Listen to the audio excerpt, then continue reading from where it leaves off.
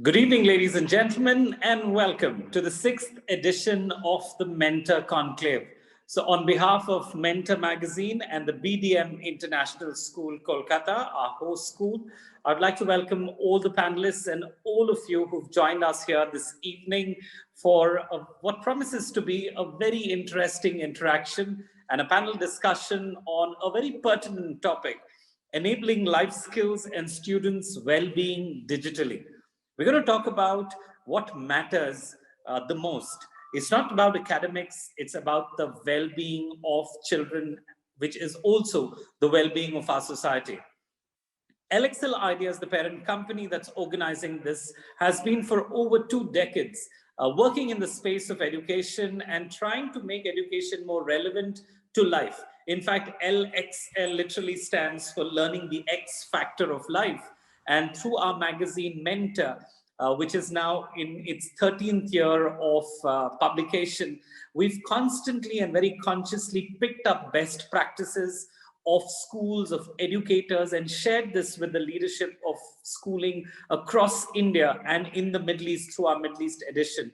It's a very respected magazine, and along with the publication, we also organized the Mentor Conclave.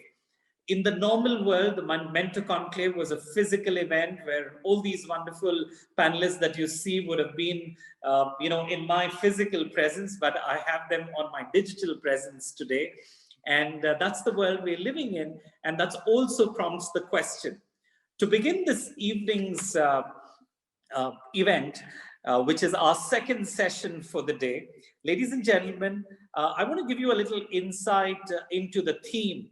With the rapid and forced change to online delivery and the uncertainty around what the next academic year might look like, the well-being and mental health are key considerations of the education sector. Students are looking to their institutions for clear and reliable messages and supports. It's not just the student, even the parents are looking at a lot of clarity, how the years are going to pan and how will education happen. Schools are working hard to ensure that learning happens in a safe environment, and they're trying all kinds of different methods to make learning a lot more effective. But in this entire process, is the life skills education, is the mental well-being being compromised? Or is it happening? That's the question today. And I'd like to introduce you to our panelists, ladies and gentlemen. Our first panelist is also the co-host school for the evening. Madam Vijaya Chaudhary is a very seasoned and a very passionate educator. She is the principal of the BDM International School from Kolkata. With over 3 decades of experience, she's always believed in giving opportunities for students, nurturing teachers, and creating institutions of excellence. Thank you so much, Madam Vijaya, for joining us here today for the conclave. Our second panelist, ladies and gentlemen, is Madam Debolina Banerjee. She's an associate professor and the head of the Department of English at the Bethune College. I hope I pronounced that right, in Kolkata. She's also been in the teaching profession for over 37 years and a published author. She's also joined us here from Kolkata. Thank you so much, ma'am, for being here with us. Joining our panel, we have a clinical psychologist. She runs an organization called Solace, a licensed clinical psychologist who specializes in rehabilitation and mental well-being of people. She's registered with the Rehabilitation Council of India and has almost a decade of experience working in the space of mental health. Srishti, thank you so much for joining us. And our next panelist is Shobha. Shobha is a parent. That's the audience she's representing today. She's also a journalist, and Shobha is based out of Kolkata. Thank you so much, Shobha, for joining in. And completing the lineup, we've got a young student from Wisdom High School in Nashik, Gayatri, Shintre, and a very vocal, very passionate young lady who's going to be representing the student community and voicing their opinions in the panel. So welcome all of you. It's such a pleasure to have you all in the Mentor Conclave. So let me start off by getting Madam Vijaya Chaudhary in the conversation. Ma'am, would you, when this topic came to you about mental well-being and life skills, would you want to share your thoughts on uh, and your initial comments on the topic? Ma'am, you're on mute. If you can unmute yourself, please. Good evening, all of you. It's indeed my pleasure to be a part of this session. And indeed, both the topics, both the concerns that we have as of now, life skill and well-being, is of utmost concern, definitely, especially because we are doing it digitally. Now, my point is the most important thing that we tell the children is life is a project, and the trick lies in how best you solve it. So naturally, in order to go about with it, there are most of the things that we have been doing it on the offline mode. Now, the similar things a bit transformed in a better form, we are trying to follow the same things in the online mode too. For example, the most important thing for well-being, what we have felt during these few months of COVID is that we need to have a very, very good communication skills with the children. It's very important to talk to them, to know what's going on, because all children are really not very comfortable, one, with the online mode. Secondly, with the family setup without their friends, that they can't go out. There are so many things that children would not have ever thought of. They could not think that such thing could come. Before I continue, can I know how much time I have to speak? Because this is such a thing that you can talk volumes actually. So let's start with a couple of minutes of your comments, and then I will keep coming back to you with a lot more questions, and we'll keep this free-flowing, ma'am. Right. So from our end, we have tried at BDM International to engage our children other than studies with lots more activities. We have basically engaged them in such a way that their screen time doesn't go beyond some specific time. Then we have taught them digital etiquettes also. So there were so many things that we had to take care of. And my teachers definitely have come up 100% to the expectations. They have themselves firstly learned a lot about the digital mode of teaching, and to add to it, they have continuously been coordinating with the children to see that they feel comfortable, they come out of their shells and they share their problems so that the teachers could help them out.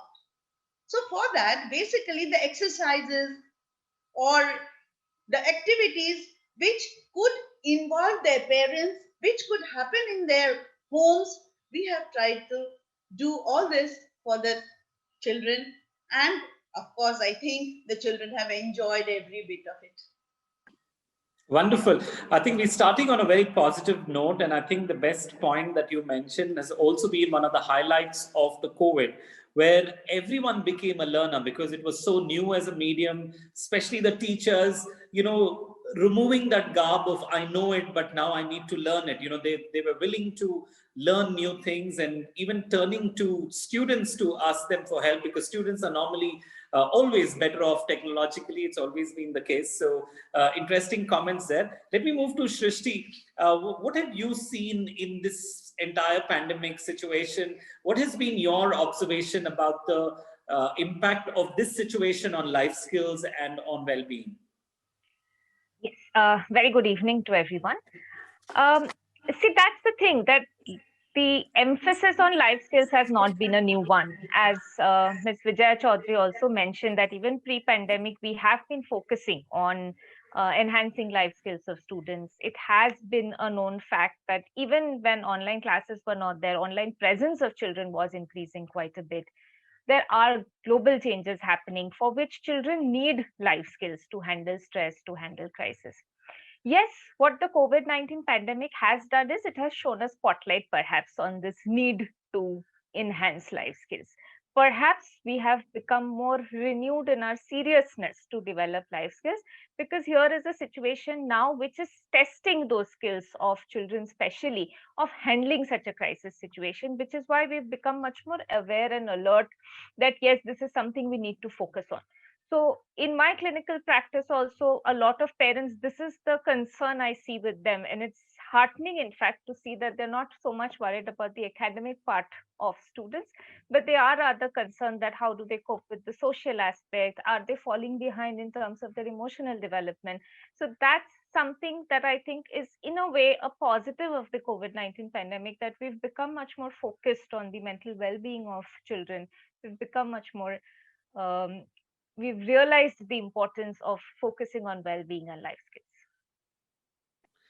Thank you, Srishti, because you brought out a very, very pertinent point. You know, the whole idea of life skills education was first coined by the World Health Organization way back in 97, 98.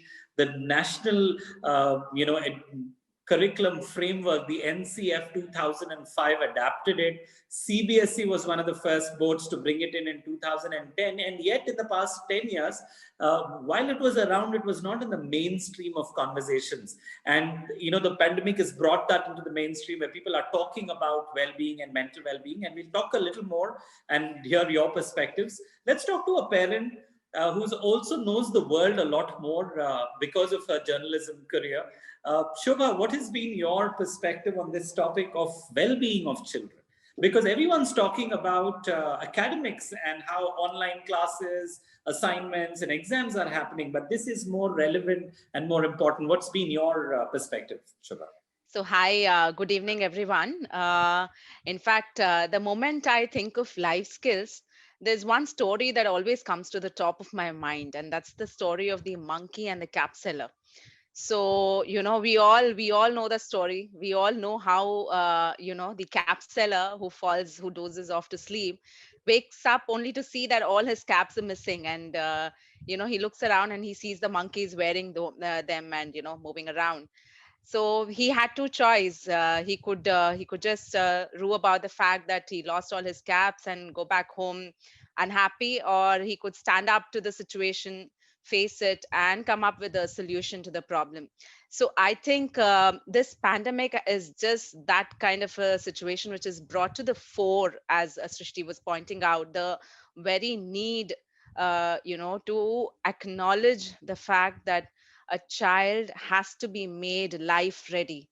Mere academic excellence, mere academic prowess is not enough to actually excel in life or meet the challenges of life. And change is the only constant. So I think, the more quickly we understand and appreciate this as a parent, as schools, as heads of academic institutions, I think, we all have to work together. So as a parent, I only look up to schools and academic institutions of repute to, gear up children more and make them more hands-on when it comes to facing life issues. So, a little bit of less knowledge, little bit of less academic enhancement will do no harm. But, if you falter on the life skill side, I think that's a big harm done. So, this is the year we focus more on that. Yeah, and that's a very strong point and a very good one to start with, Shobha, is we can compromise on academics. And for your information, I've been a part of the advisory to the HRD and, the new national education policy, the NEP 2020 that's come out, has recommended a reduction in academic rigor to almost 50%. And a lot more focus. And by the time that gets translated, it might take another 3-4 years, but I see it's in the right direction. But the onus is now on the individual institutions, to provide not just focus on those mad rush for grades, but to focus on the overall development. And we've heard of these words, we've always know that they existed, but I think it's time to focus on that. It's great to see Professor Debolina's video is back. We were missing your video, ma'am. Let me start off by asking you, from the vantage point that you've been in, you've seen the education space for almost 40 years. And in your experience, what do you see the role of educational institutions when it comes to inculcating life skills and the mental well-being of children? Can I have your comments on that, Professor? Professor, you're on mute. You might want to just unmute yourself. Yes. Yes, perfect. We can hear you clearly. Right. I'm Debolina Banerjee. I'm head of the Department of English of Bethune College, Kolkata. That is supposed to be the first women's college in Asia. Okay. We have a school made by Drinkwater Bethune right next to us. In fact, the school grew up first and then the college began. So you see with yes, as you said, almost 40 years of experience of teaching children, I would say that this pandemic at first was perhaps a bit of a joy. Okay, they had a long holiday and, getting up right in the morning did not happen for quite some time. But then as exams came on, we found that despite our online classes and our explanations and all that, children would finally want an interface. It is difficult for them to take on, questions and ask us again and put their papers on the computer online to be corrected and so on and so forth. So there was a little bit of nervousness in them. They had many questions. But what really, when we are talking about life skills, what really interested me was the number of cases of really managing their own lives, which came up during this pandemic. I would tell you of one such circumstance. One of our kids, she said she was unable to attend classes because her father, right at that point, could not join office because that particular office was closed. He was a lawyer, the courts were closed. And she had to actually maintain her family. That is why the amount of power that her phone had, she had to use that for the work she was doing at night. And I did not find any fright in her. She was actually addressing the situation. So you see, when we look at these kids in times of stress, we find that they are able to cope with that and they are doing fine. But there are, these economic problems that all of them are not able to have a good Android phone or have internet connection when they are not having their, meals, 2 square meals a day. One cannot really expect them to have money enough for the internet connection. So that was a problem actually. Yet, they did not really move back. They were taking things in their stride and doing, I should say, doing good, even better than what we could have done when we were their age. Right, and you're absolutely right. The challenges were many. There were economic challenges. In fact, even with the middle and the upper middle class families, you did not have 3 or 4 screens. If you had a working mother, father, and then you had 2 kids, you needed 4 screens to log on. And almost all of them needed that simultaneously. So there were physical challenges which were there. There were economic challenges, and yet we've seemed to have come in a much better position today. And I must admit, because we do work in a lot of different countries, and especially in Europe, the situation is still very scary.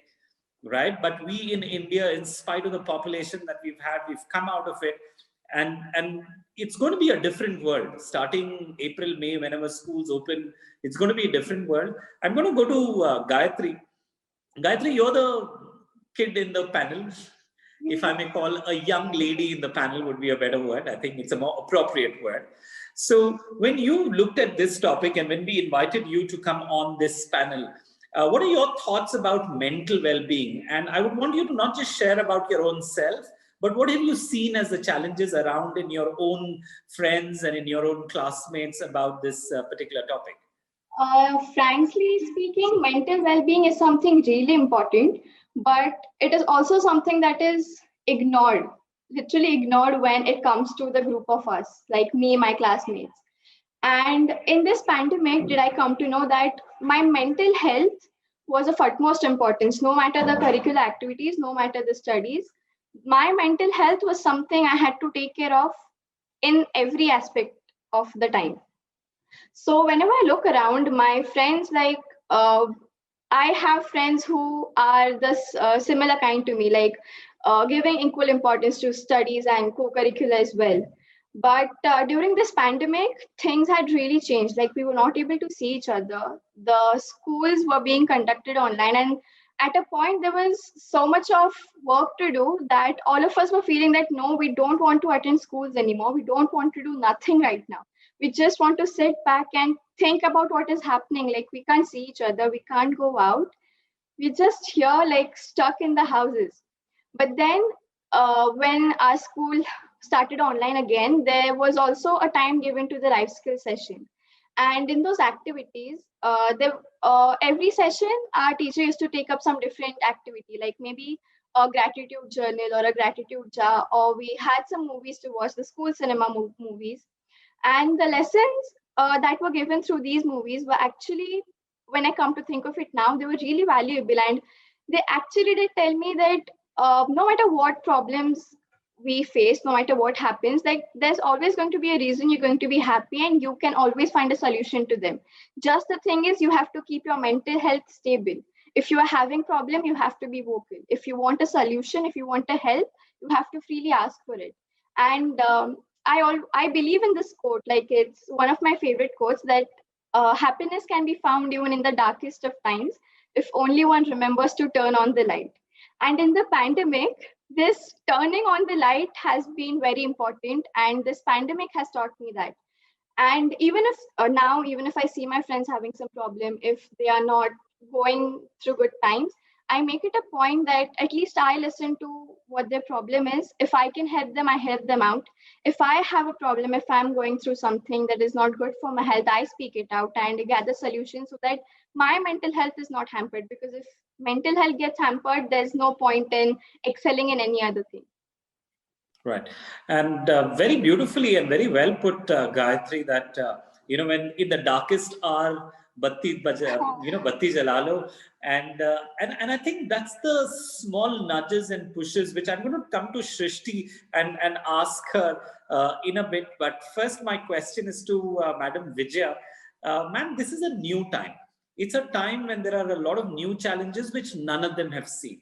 In our entire generations, I think for 3 or 4 generations, we've not heard of a pandemic. We've heard of endemics, but we've never heard of a pandemic. This has brought forth a lot of new challenges. And I'm sure as a head of an institution, you've had challenges with teachers, with students, with parents. Can you outline 1 or 2 key challenges that you found very common because of the lockdown, and how people in your teams responded, and how did you as a leader handle them? So what are some of the lessons you've picked up?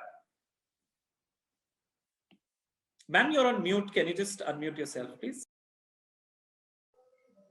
That was in the month of March, 22nd, if I remember the day, when we suddenly thought of closing down everything. And immediately we had to find a solution. What next? So we started all the sorts of Googles and search and things like that, and we started on this with a bang. We had extensive trainings, etc. Now here also, many teachers actually did not have an Android phone in their house. So naturally, they had to borrow their husbands' mobile or laptops and then go ahead with it. So that again, the difficulty was the husbands had to work from home. So how do I tell my teacher that you have to give priority to your job and not to your husband's job? So anyhow, we then started sharing the connections. Those staying near each other, they shared the connections and they got trained. The ECA teachers also, for that matter, who are really not into much of education in the literal sense, except, of course, the activities and life skills as we are calling. We have AIL now, as we were just talking about NEP 2020 that has come up. The life skills that were taught by these teachers, they came up with so many projects, etc. So the challenge basically was, as we earlier also said, having so many screens at a time in the house. So we had to change the timing of the classes depending on the availability of the screen for the teacher. Many a times. As far as children's concerns were, there were many who in school we could catch hold of them if they did not come to school. But online, everything was up to them, whether they like it or not. They put on the screen and they are nowhere there. Even if we tell them that put on your videos or anything, where are they? Ma'am, the connection is slow. Ma'am, internet is slow. That is the easiest answer that they had. And finally, after coordinating with their parents, convincing them that this is important and I don't know how long we have to continue with this, teachers have done their bit by individually calling up children, their parents, convincing them and then moving ahead. And ultimately, of course, we have succeeded, but I will still say there are a few, because we started school today in West Bengal for 9 to 12s. And there were children who came now, ma'am, that screen is awful. We can't have classes there. We need to come to school. They were so happy. So naturally, they have that means for these 9-10 months, we have our own doubts, how much and what they have done. But at the same time, they are all willing for online exam, let me tell you. So they want physical class, but they want online exam. Right, I like that combination. I think if I go back to school, that's a combination I would like. Yes. Go to school, do all the classes, the canteen and all of that. And then have... fine, but exams should be online. So my team asked the same question, which I just asked to Vijaya ma'am, as to how heads of institutions have handled this. I have a couple of short videos that I'm going to play, reactions from a couple of principals. Dr. Alka Saxena has put this video together from, she's the Deputy Director, Health and Wellness of the Bluebell Group of Schools from Nagpur. And they've done some fantastic work. And here's, what she had to share. Dr. Alka Saxena, please.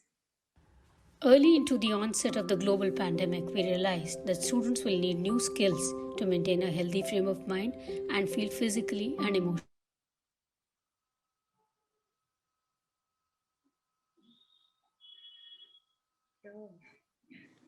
The video stopped, Kalpa, but do you want to continue that video, please? So that was the Dr. Alka Saxena's video. Can I just ask you to replay that? Early into the onset of the global pandemic, we realized that students will need new skills to maintain a healthy frame of mind and feel physically and emotionally safe. We began our efforts by issuing an advisory notice on COVID-19. We shared varied worksheets and flyers centered on life skills, value education, and constructive time use with students. We found immense support in our network of affiliations.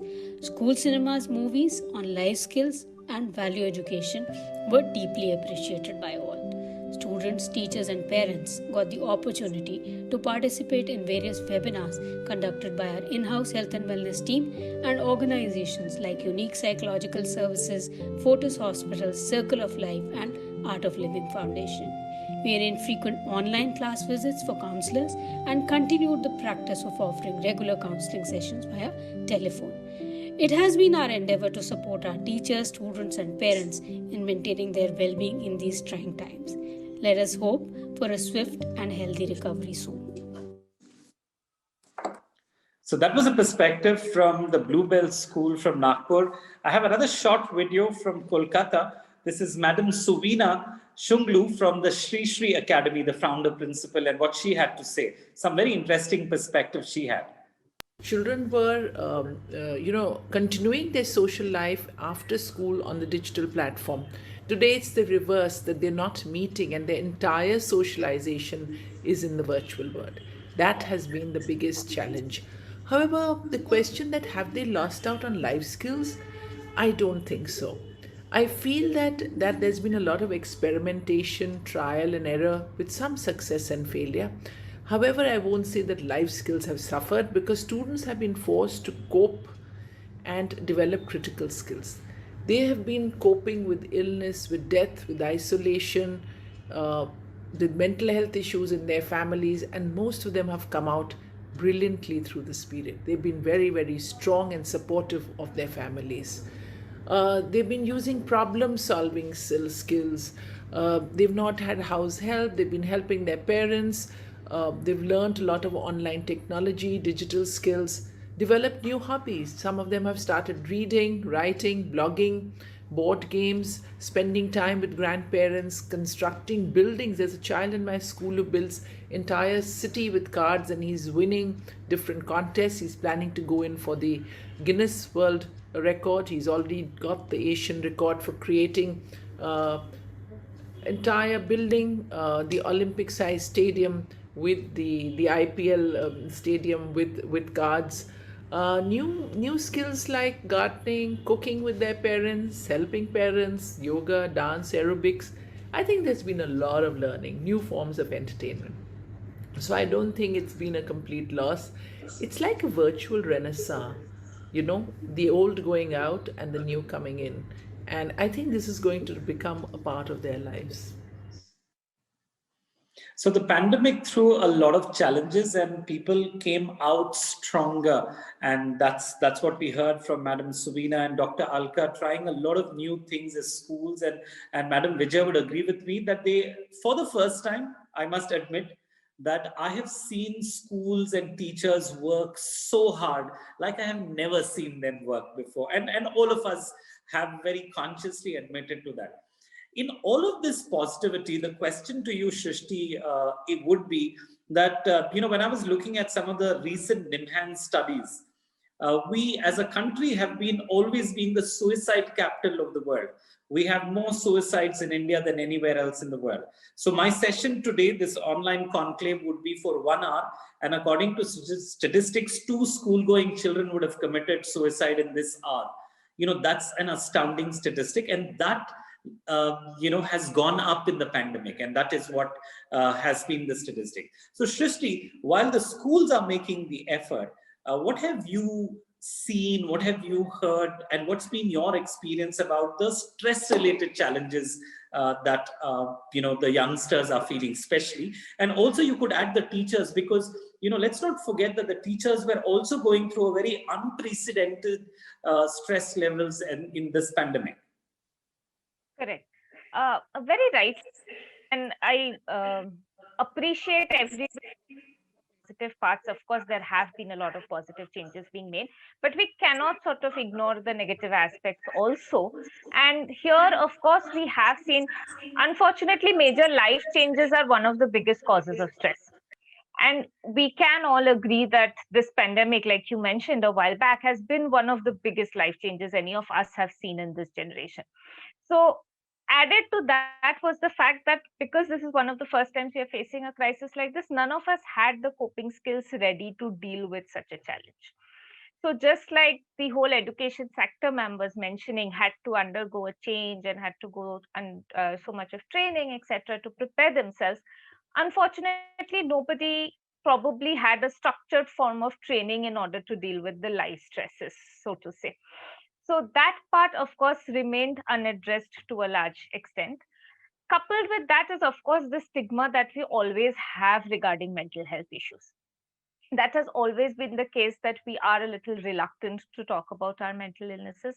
We are a little hesitant to speak up that we are struggling emotionally. But to that end, again, I will say COVID has brought in a bit of a positive change in the sense that people have become much more aware that this is a big issue. The statistics you mentioned, we as mental health professionals were perhaps aware of that, but amongst the common people, amongst parents of children who needed to realize that children can be under a lot of mental health pressures, that this pandemic, I think, brought that to the forefront a lot, especially because, again, news has highlighted this. A lot of well-known personalities were struggling with mental health issues, and that was brought to the forefront. So overall, that awareness has been created. If you look at the stress aspect, of course, one with very young children, there has been the entire stress of understanding what this whole pandemic is. With very young children, we have this dual challenge of, on the one hand, informing them enough about the pandemic, while on the other hand, ensuring that we don't put them into panic mode because they do not understand the totality of the situation. So that has been a tightrope walk for us, because while we do want them to understand that they need to be careful about the virus, they need to be following hygiene methods, at the same time, we don't want them to become overly preoccupied with the fact that, their family members could succumb to this illness and people might die because of this. So that education has been a tightrope walk for us.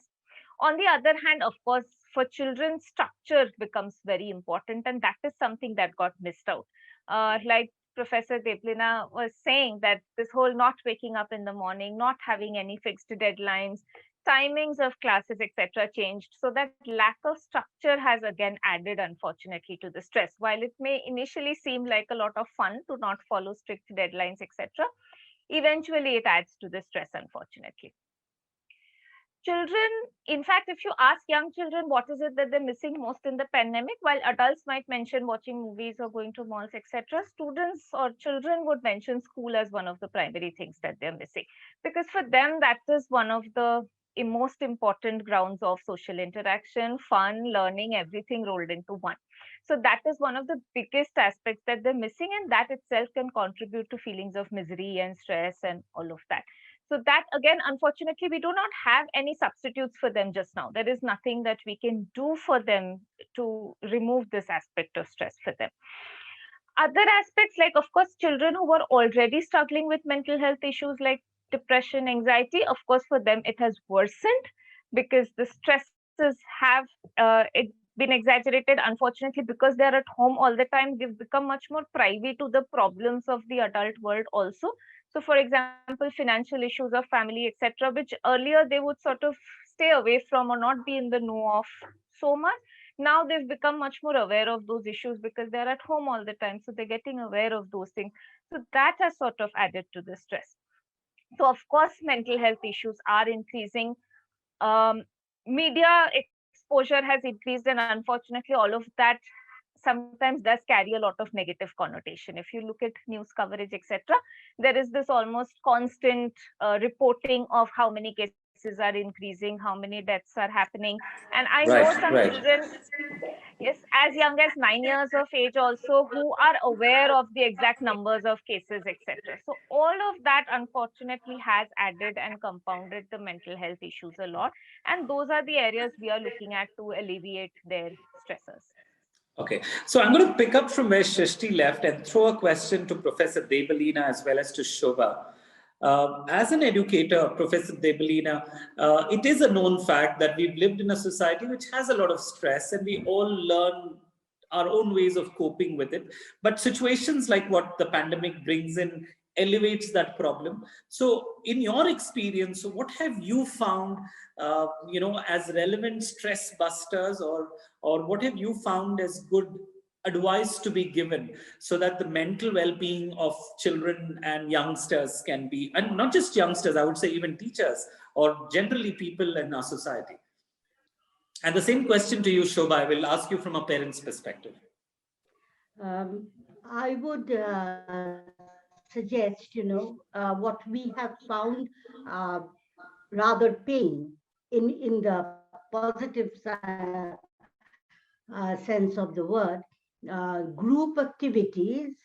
The students are actually participating from their residences, but there has been a group activity. Okay, So there we find that they enjoy being with each other, just as they are missing out on actually, in reality, being together with their friends. They enjoy when they are working together on a project, or it could be any celebration of these days, Republic Day and Diwali and Durga Puja, the last day, Vijaya, right? So they get together and they make a project, and then they place it to the department and then get applauded by the entire school. So that helps them a lot. And at home, I think it is we adults should be also a little more aware of the fact that we do not pass on our tensions, because most of the time we say they are children, but children, they have a very good sense. They are very sensitive. They can understand whenever there is tension, whenever there is stress, perhaps better than adults do. Their sensitivity is remarkable. So there we, as parents, as teachers, we should be aware and solutions to them. I would here just mention one advertisement which really gives me a very positive feeling. On the TV, we find a young boy asking his father, "Where are your friends?" So his father says that they have grown up and so we have gone away. Now, he says, "I also think that I have grown old because I don't have any friends to play with." And then his father takes a cricket bat, goes downstairs and calls him. And his mother says, "You can play with this friend, isn't it so? He is not going to pass on any virus to you." It is actually an ad for I think one of these Right. soaps or detergents. Huh?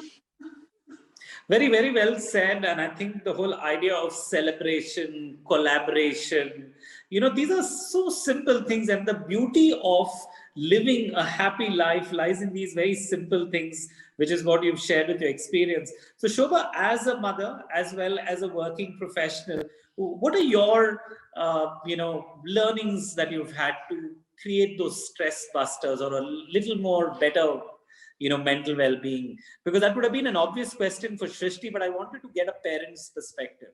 Right. So, it takes a village to grow a child, to raise a child, right? So, when, so we have our circle of friends, and when, we used to often catch up pre-pandemic days. But then when the pandemic hit, suddenly, we all, as though, life on the social front had come to a complete halt. Okay. But that was when we actually started looking, closer home, at our next door neighbor in the same building, in the same community.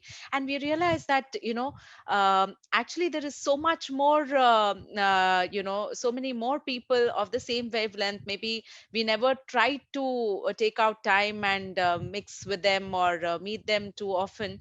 And then, over a cup of tea or coffee, and letting our children, because within the same building, it was easier to allow your children to go to your next door neighbor's house, or within the same apartment. And it was easier when you were accompanying your child. So that way we actually realized that community living in the true sense actually is a big stress buster. And as a parent, I have really felt that it's very, very important to keep your nerves cool at all times, because children can sense, they have this sensors. Even if you don't speak out, even if you don't tell them that you're stressed out, they can just sense that you are stressed, and that puts them into a lot of stress. So I think, as parents, we need to be completely cool, calm, composed, to keep our children calm and composed? I think a lot of onus of a child's happiness stems from, and the well-being stems from the adults, whether it is the teachers in school or the parents at home, a sense of community, which you very beautifully said. And as a society and as a culture, Indians are so used to celebrating. Every month we have something or the other planned out for us. I think somewhere in all this effort to become more modern, I think we're forgetting our roots. I think going back to the roots has a lot of value. Madam Vijay, I'm going to ask you a question which has been raised by one of our, participants who's listening in. And before I ask that question, it's a request. If you have any questions at all, please, you can type it you can ask your questions in the chat box, and I'm going to raise it here. Ma'am, Madhumita asks a question. Do you think a well-developed life skills makes confident individuals who have a logical mind and ask the right questions to authorities with ease? So do you think a well-developed life skills program makes people confident? That's the question, Vijay ma'am. And what's been your experience of focusing on life skills? See, we have so many activities. The reason is that only that they get exposure to many life skills and the real life situations. So when they go into such practices, they know they don't have any set mind frame with which they answer or do something. It is their leadership skill, it is the collaborative skill, it is the communications that they are doing with one another. So indirectly or directly, it is these activities of life skill which makes the individual a complete individual. That's very well said. Very well said. You don't really need to learn each and every skill, that, okay, you are learning to communicate now. Okay, you're learning to do this now. No, it's all a part of teaching and learning process that goes on when some such activities are given. It's a complete package, you can say, when children are growing with all these skills together. And automatically that gives you don't need to separately teach them to be confident or anything. When they are interacting with one another, they are getting into these skills. That is how we train our children in this. Yeah, and absolutely right, ma'am. And also just adding in my experience here now for 20 years almost, I've been doing events for children. I've been making films. In fact, I think Gayatri mentioned about school cinema. The claim to fame is that I've produced all those films and made most of them. And, what I've realized is the best way to teach children, and especially life skills, is to put them through situations, through experiences, and the learning happens. And the only problem that I have with the education system is that even life skills they want to measure. You need to give a grade to life skills. I've been in the space of life skills for 20 years, and that's one thing I hate about schools is that, how do you rate a life skills? How do you grade every child on whether have they learned stress management? Or I think that's one balance we need to bring in. And the point that you mentioned about, even I think Shobha very vocally mentioned, that it's not about academics, it's about the overall development. I think the pandemic has made one thing very clear. The online digital apps and programs can teach academics. They can teach academics. It's a debate how good or how bad. But what the online can never teach is the experiences in school. They can never replicate that.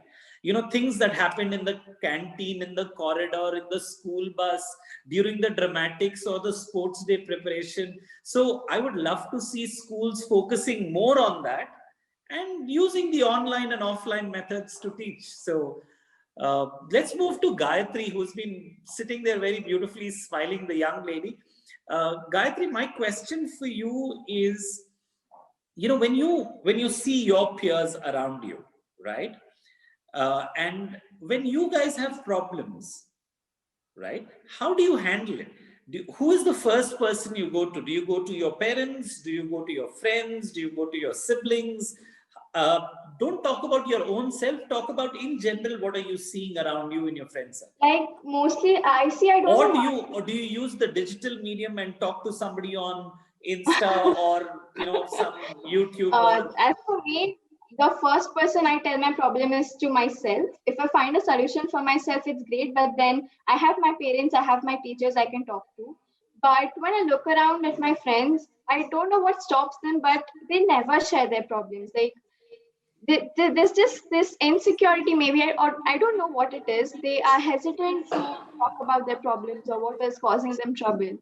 Whenever they are like not feeling good, whenever they're upset, I sense that I am the one who actually goes and asks you, okay, what's up with you? Why are you not in a mood today? What's wrong with you? And that is the time when they open up. So this is what I feel we should change. Like if there's a problem, we should open up. Otherwise, it will never be solved. Like a problem has to be solved with help if it's needed. If you solve it by yourself, it's good, but you should talk about it so that you can come to know about more ways to solve it, more ways to handle it with more ease. Gayatri is talking like a pro, right? No wonder my team chose you because you speak so well. But you brought a very important point. There are a lot of youngsters who don't open up, who don't talk. And I'm going to throw that question to Srishti because she's the expert in the panel. How do you make, especially those 12, 13 to the 17, 18-year-olds, open up to the parents? Or how do we just get a peek into the world so that we could probably help them? But before I ask that, while you are contemplating the answer, there's a question from Rishiraj Chakrabarti. I love the question and I had a ready response, so I thought I'll pick it up.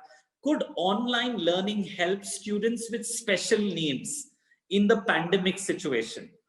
Rishiraj, just before this, an hour ago, I was doing another panel in which I had one of my panelists was Manju Arif, who's the principal of Delhi Public School, Bangalore North. And she gave an example of how they integrate special needs children in the school. She has 800 plus of them out of a population of 6,000. So it's not a small number of children. And she quoted a number saying that digital learning has helped, education outcomes by more than 50% in children with disability. The word she used was, she said, when you cut out the clutter, when you remove the bullying, when you don't have people focusing on you, but it's you and your teacher all by yourself, it's very personalized for them and they find it as a comfortable space because remember, they're learning from home. And home is a very comfortable place for them. So I've in fact asked her to publish it as a study because I think it's a very important study. So that answers your question because I had just heard it, it was fresh in my mind. Coming to you, Srishti, how do we open up that communication with the students as teachers, as parents? It's a very, very important issue. And I think Gayatri did a great job of mentioning that. That is true that unfortunately very few kids are able to or comfortable enough to open up. But therein again, something that Shobha ma'am mentioned or Vijaya ma'am mentioned, that ultimately it's us as adults who the children try to mimic or mirror. So I think this starts much earlier. If children see this kind of an attitude of repression amongst parents, if they are not open enough to discuss mental issues, if we try to have this facade of strength, which we feel mental illness is an affront to, then obviously children unfortunately start to pick up that attitude. So we keep encouraging people to talk about mental health issues. I think what we need to encourage more is cultivating an atmosphere of listening also. All the pushing people to talk is not going to do any good if we are not able to respond appropriately to them when they do open up. Because with a lot of children, what I do find is that it's not they never tried to open up, they did, but unfortunately, the reaction that they got was not quite supportive. Yes. So very commonly, if I am educating a parent, I have reached my diagnosis that your child seems to have issues of depression. The first question I am confronted with is, what does she have to be depressed about? We have given her every right her of any issues. What is she depressed about? And this is the misconception that we need to target, that mental illnesses need not have any situational factors. Sometimes there could be chemical imbalances that are going wrong inside our body. As a result, there would be nothing wrong in the environment. Life could be going great. But despite that, we have mental health issues. So the moment we put the onus upon the person himself to justify their mental illnesses, that becomes an additional burden on the person. Right? I have a lot of young children who will tell me, I'm not making this up, right? This is really a fact. Or can you write it for my parents that I do have depression so that they believe me?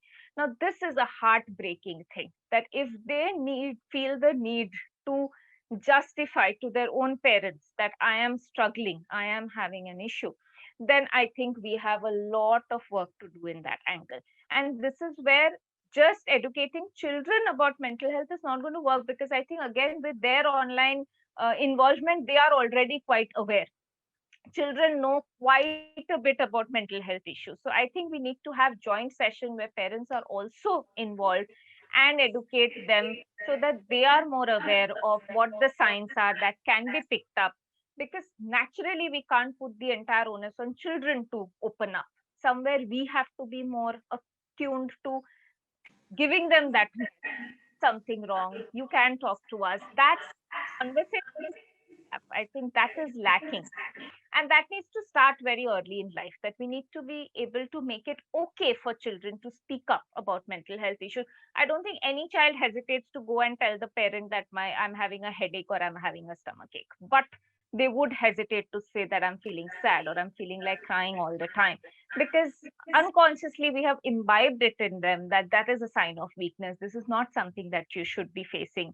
Unfortunately, gender differences come in. From the boys, it's even more difficult to say that they're feeling like crying all the time, because there are gender stereotypes to this, that men are not supposed to express their feelings. There are adages like don't cry like a girl or don't do this. So unfortunately, these sort of societal attitudes makes it very difficult for children to open up, and we need to work on all aspects. Only then can we expect that children will feel open enough to come up and speak about their issues. Very well put. I think it's a lot to do with God has made us with two ears and one mouth, and how I wish we understood the rationale behind it. That you listen a lot more and like talk a lot less. And Srishti, you've mentioned a very important point, which I'm going to ask Madam Vijaya to respond. You said that the role is how do you educate the parent as well, right? And how do you inform, educate, sensitize? We could use different words. So, Madam Vijaya, my question for you is, whether you like it or not, the parent has now been admitted into school, because from the past 1 year he has been attending school classes online. So they're a part of your class now. How do you use that connection that you already have established with the parents to open up this and have more conversations around mental well-being of children? Or, okay, if I put the question, is there an opportunity for schools to continue teaching parents as well, or informing or educating them? Madam Vijay. You're mute, ma'am. We do have counselors in school, and we do have sessions with parents, teachers, children. But even as children, right from their childhood, since this word counselor has become such a taboo for them, that the counselors have now said, ma'am, I would like the name to be changed to a teacher friend and spend one period of bubble time with them so that I could spend some time separately. So this is the attitude the child has, even if it is a 3 or 4 year, class 3 or 4, that is 8 plus maybe, 7, 8. Now my difficulty we are also facing is to convince parents that mental well-being is not, keeping the child mentally stable is not a disease. It is part of continuing with your lifestyle and your, because if not today, tomorrow it can culminate in a very, very difficult thing for them. But parents are, it's indeed a great challenge on our part also to talk to the parents and then convince them that it is nothing to do with any sickness as such. Mental health is not a sickness, but it is a temporary phase, as Srishti just told us, that it could be because of some chemical imbalances in the body. It could be a very, very small uh, trigger that has, for some reason, let me be honest, I think even adults are not always in a great mood to enjoy. They do have mood swings too. So why is it that they understand their own mood swings, but they don't understand the child's mood swings? One can always feel, is it that we also feel always that yes, we need to smile and we need to, maybe we know how to pretend as adults, but children don't. So they are sad. So they have their expressions. So why is it that if they want to be playful, let them be playful?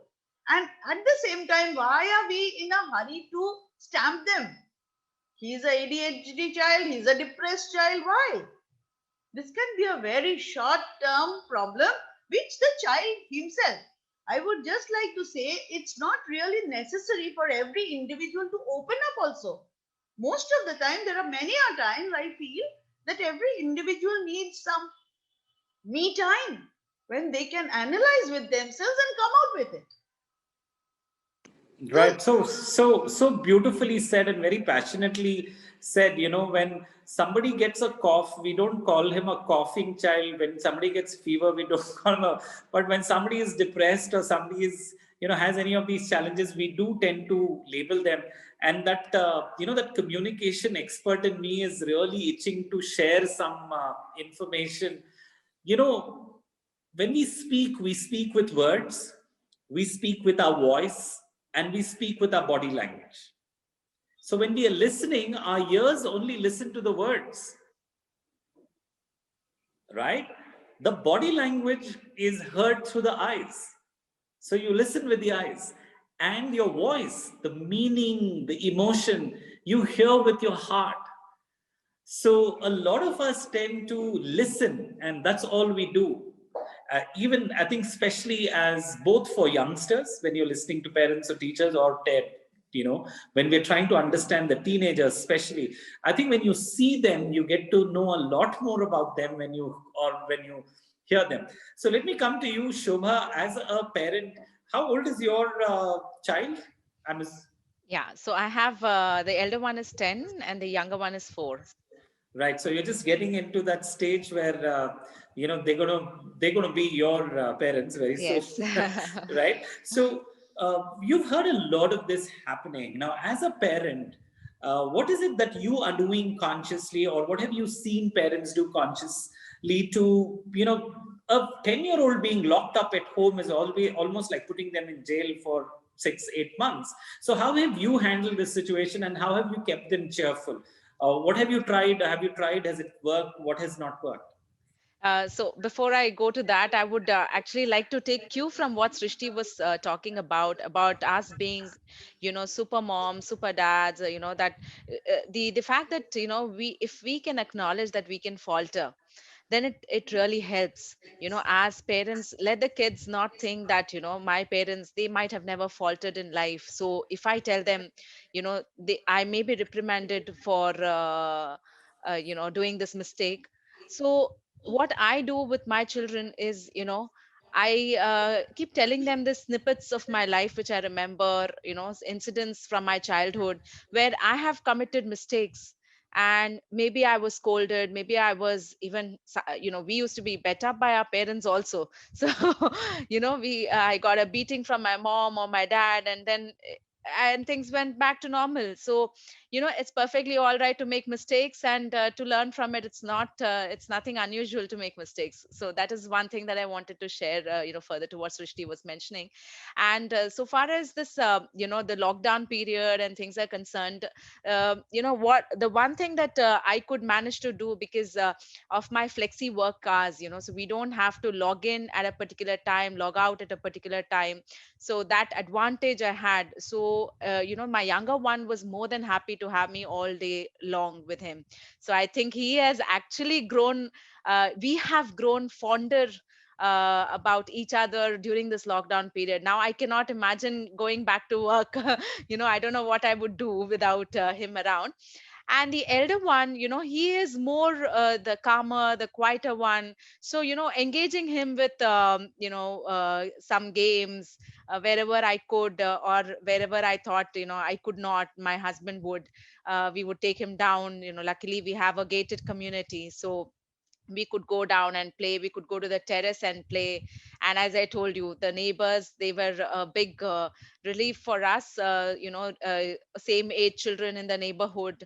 So at least 2 3 of them would get together and celebrate. So we used to have these small chai addas, often with our neighbors. We would call them over tea, they would call us over tea, and then we would go with our children. So that was a super stress buster for all of us, I think.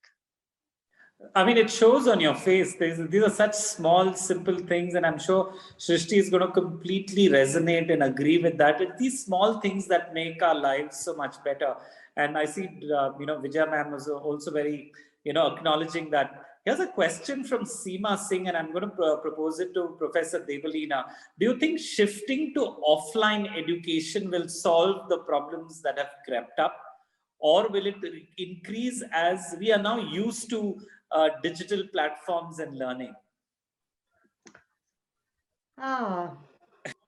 Well, you see,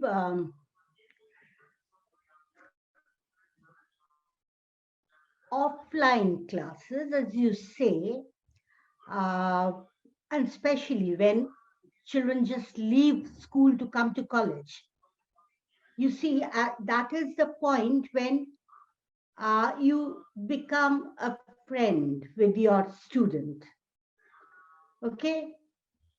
I am 63 plus, but I have so many young friends. That keeps me young, yes. And I can teach them to trust me, okay, and share their problems with me, which they can, of course, call me at any point of time. But when we are in school or college, just a word, ma'am, could I have a word with you? And, the fact that they learn to trust us. Just as Srishti was saying, parents have this habit of, making their own diagnosis and their own prescriptions. I have seen children suffering because their parents won't understand, and then confiding in me, when then I could speak to their parents, right? So this is not going to happen online. Though in the routine that we are supposed to give to our principal ma'am, we have to show, it is UGC prescription, one class for mentoring. Okay, mentoring. Now, my question is, would 1 hour suffice for mentoring? That is a 24/7 job. Okay, 1 hour won't do anything. Because when we talk about mentoring, it is their life skill, it is their mental health, it is their academic problem, everything. Each of us, we are given 6 kids, okay? 7 or 8 kids. I have 46 in my class, and therefore we are 6 teachers, we divide accordingly, right? But the fact remains that maybe one of them allotted to another teacher would not feel that much open with her. Maybe she would find to be more vocal, more comfortable with teacher C, not with teacher B. If one is offline, then that is possible. Even for your classworks and, more academic time, after class hours, that is not happening online. That is possible offline, but we have to do our best with the pandemic situation on. And today, some schools, they have opened for class 9, 10, 11, and 12. Maybe a few days later, we will all be opening all our classes. But there is a lot of work before that. So Agreed. we are looking forward to that. Right. I think we're all looking forward to hopefully a normal world. I don't know if that's going to come back, because I know in a lot of ways things are going to change. Vijaya ma'am, there's another interesting question, so I'm going to share that with you. How do ECA classes, are they helpful? Should ECA be optional or compulsory?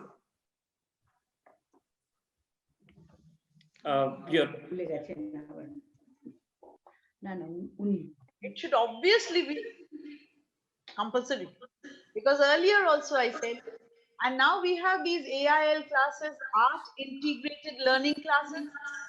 So naturally, if children do not participate in these ECA activities, how is it a complete holistic education? Only academics, we are insisting, no? And we believe strongly in this school that academics alone cannot make you a square child. Definitely not. You have to involve yourself in lot of activities in order to be a complete person. Right. And Vijaya ma'am, thankfully, I think the curriculum designers have now finally heard you, and educators like you. The new national education policy insists there is no difference between academic and co-curricular, extracurricular. There's no difference, and it will be given equal importance. I hope it gets implemented. It sounds good, but the implementation lies with educators like you. And I hope people are as passionate about you of giving opportunities and experiences to children, which is what, whether it was Shobha or Srishti or even Professor Debolina were talking about. It's these communities, these celebrations, which is within a school, within the homes, and all these activities are celebrations for children. They love doing it. That's why they come to school. Gayatri, this is a question for you from Pooja. Her question to you is, what has been your key takeaway and experience from the pandemic as a student? Like, at first, it was as if life was open, straight to the face, challenging me. See, this is what I've put you into. You have to come through this. So initially, I was like just sitting there, waiting for things to get normal. But then I realized I have to change it for myself. The time will change when it has to, but I have to start being happy from now on, because I can take this something as a rest for me to recover. And as I had so much of idle time, I could try everything I wanted to, like apart from studies, all that I wanted, from painting, baking, music, dancing, everything. So the main takeaway was, like those extracurricular activities, even the smallest thing can make you happy. You don't have to have some materialistic thing, or you don't have to be able to do something to be happy. Just the fact that I am waking up on my bed to a fresh sunny day today was making me happy in the pandemic. Right. And my key takeaway was, like life is always going to be very busy, very hustling around. But you have to find time for yourself. You have to slow down. You have to do things that make you happy, so that you will get that, that unwinding, you will get that rejuvenating energy to go on again. Wonderful. On that note, Gayatri, for almost 20 years, I've organized the Horlicks Biscuits event, and it's been a legendary event for the whole country. And this year in the pandemic, we wanted to restart the event. Horlicks didn't want to sponsor it because it's a digital event. They like everything physical. So we went ahead and did the event, and we had over 30,000 students sending in their videos. When we had made the platform, we planned for 5,000 videos. So we had no idea we had to watch so many, and it was heartening to see the effort the entire family had put in. And, like you very rightly said, if you're interested in something, the whole world will help you. And that's where the well-being comes from. Like you had come to our school once in Nasik, and you had a session, and your words were like ringing in my ears that you have to work your left arm and right arm equally. Otherwise, one arm will be Salman Khan, one arm will be Naseeruddin. So it won't work. So that's when I realized that if I have time, it's like the best to work on my co-curricular activities, on my creative aspects as well.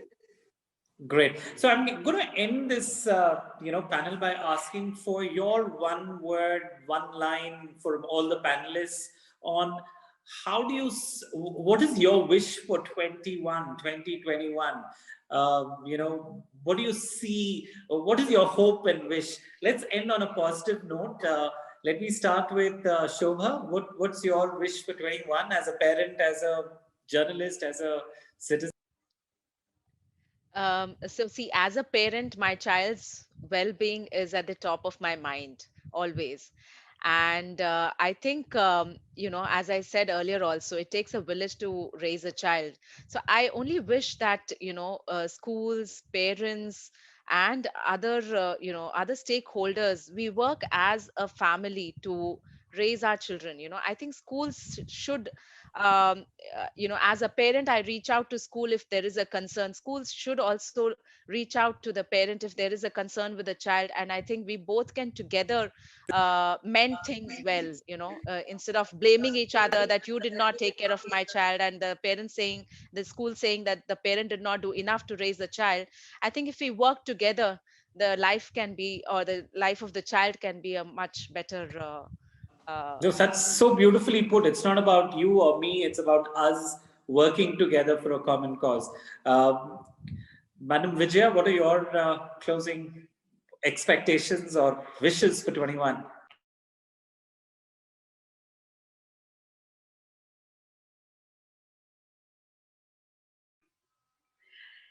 In order to, when we think of the well-being of the children, I think what we spoke just a few minutes back, we should allow the children to have wings and fly.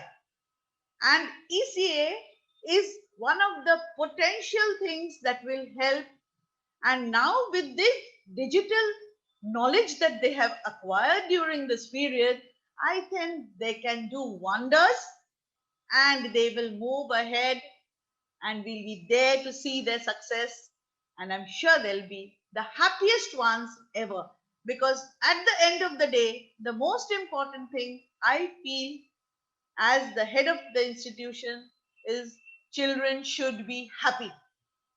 Then no mental health problem or academic, that can continue parallelly with the happiness also.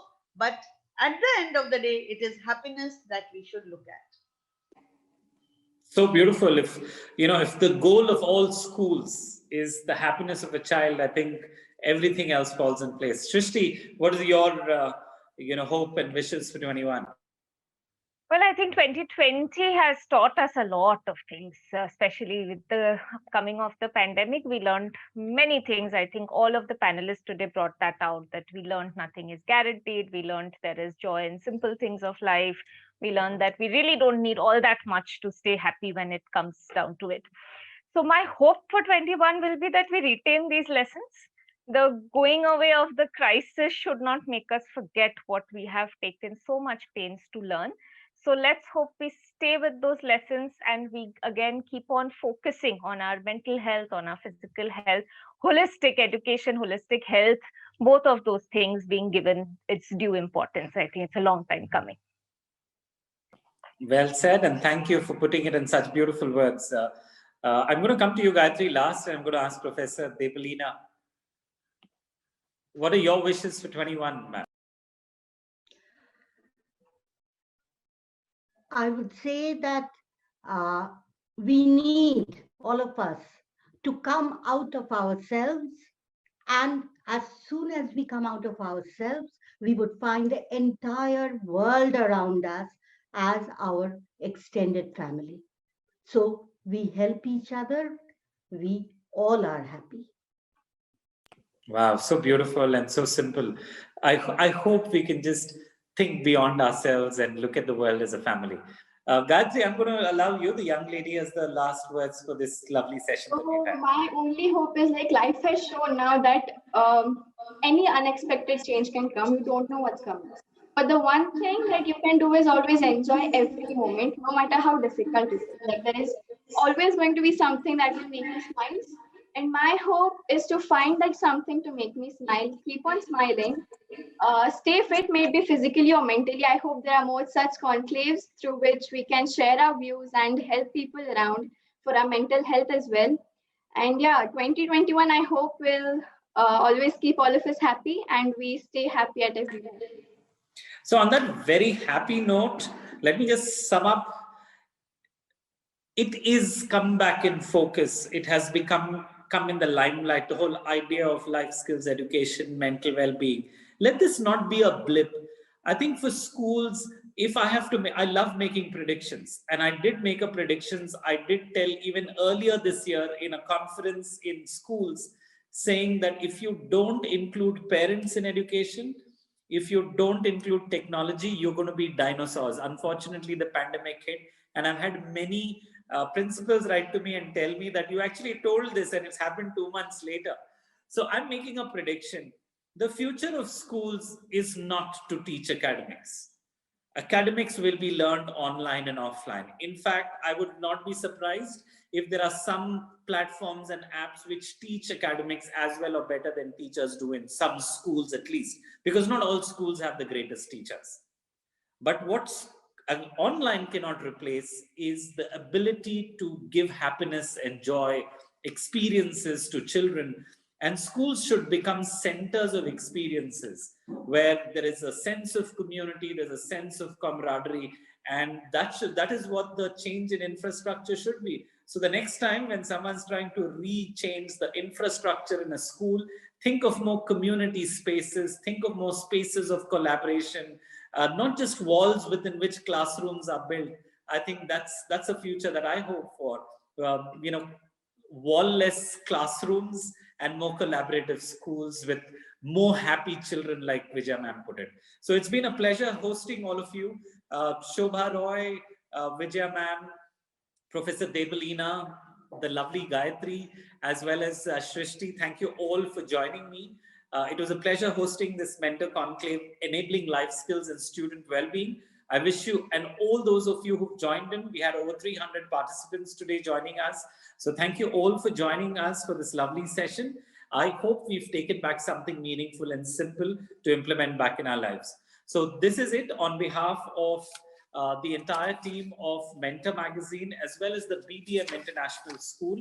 I'd like to thank all of you for joining us. Thank you and have a great evening.